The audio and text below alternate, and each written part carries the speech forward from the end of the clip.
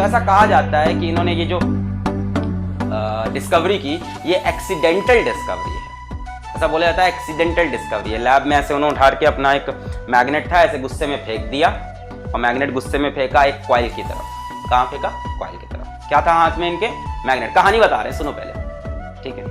कि कैसा कहा जाता है कि लैब में थे और ये सालों से कोशिश कर रहे थे, सालों से, और इन्होंने मैग्नेट लेके ऐसे फेंक दिया कॉइल की तरफ। कॉइल मतलब एक कंडक्टर की तरफ, ठीक है। एक कंडक्टर की तरफ ऐसे मैग्नेट फेंका और देखा कि वहां पे करंट आ गया कंडक्टर। ऐसा बोला जाता है ये चीज एक्सीडेंटल है। बच्चों मैंने पहले भी बोला है, ना ही न्यूटन सर के हेड पे एप्पल गिरा था, ना ही ये डिस्कवरी एक्सीडेंटल हुई थी, ठीक है। अब लोग बोलते हैं कि एक्सीडेंटल हो गया, अचानक से हो गया। भाई अचानक से उसी के साथ होता है जो लगातार उस पर कोशिश करता रहता है। आप इनकी हिस्ट्री पढ़िए इस इंसान की। ये इंसान लोहार का बेटा है।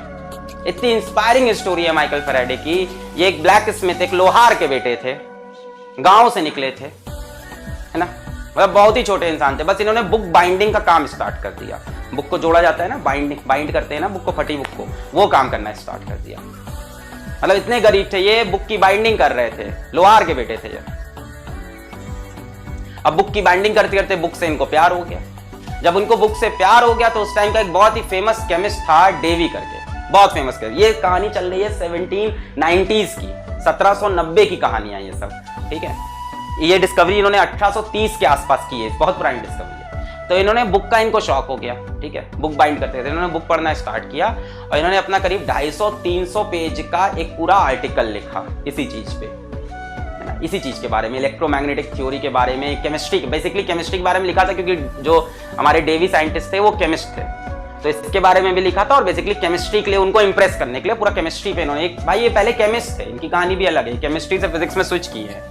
ऐसा कोई है अगर आप जानते हो तो बताना, ठीक है। तो ये इन्होंने लिखा डेवी को, एक लंबा सा पूरा 300-250 पेज का रिज्यूमे लिखा कि भाई ये देखिए हमने ये सर्च किया है। तो उन्होंने इनको बुला लिया और इनको बुला के अपना असिस्टेंट बना लिया। डेवी बहुत बड़े साइंटिस्ट थे, रॉयल सोसाइटी में थे। रॉयल सोसाइटी ऑफ लंदन बहुत बड़ी चीज थी।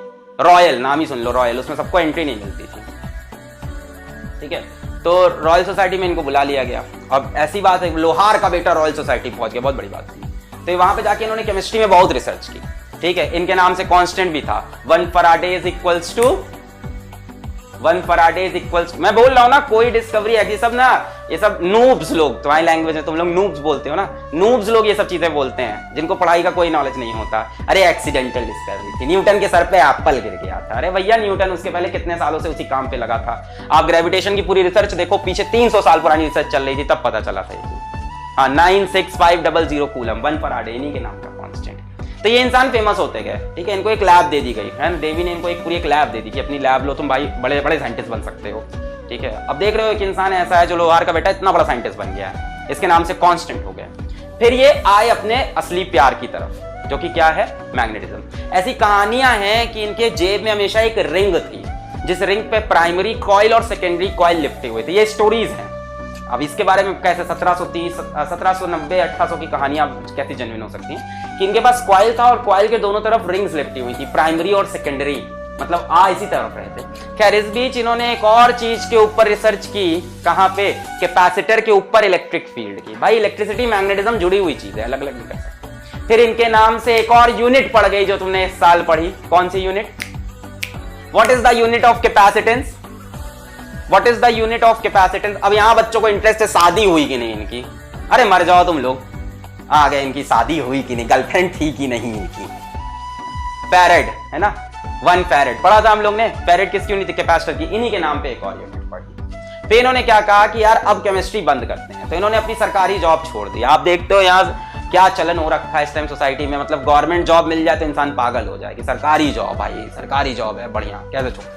इन्होंने सरकारी जॉब छोड़ दी। इनके पापा ने कितना ही डांटा होगा इनको। इन्होंने सरकारी जॉब क्विट कर दी, लैब भी क्विट कर दी। इन्होंने एक्सपेरिमेंट्स किए मैग्नेटिज्म के ऊपर। 13 साल के एक्सपेरिमेंट के बाद इन्होंने ये ब्रेक थ्रू लाया कि अगर magnetic flux through a coil change होता है तो इंड्यूस्ड ईएमएफ प्रोड्यूस होता है। ये इनकी फाइनल रिपोर्ट थी। अभी कोई करंट इस तरह से बनाने का सोचा ही नहीं। ये उस जमाने की बात है जब करंट बैटरी से बनाया जाता था, केमिकल एनर्जी से। ये इन्होंने मैकेनिकल एनर्जी से करंट बना दिया। बहुत बड़ी रिसर्च। कैसे किया हो देखते हैं। कहा जाता है कि भाई ये एक्सीडेंट है। बोलो ये एक्सीडेंट हो सकता है? ये एक्सीडेंट होगा। ऐसा इंसान एक्सीडेंट करेगा?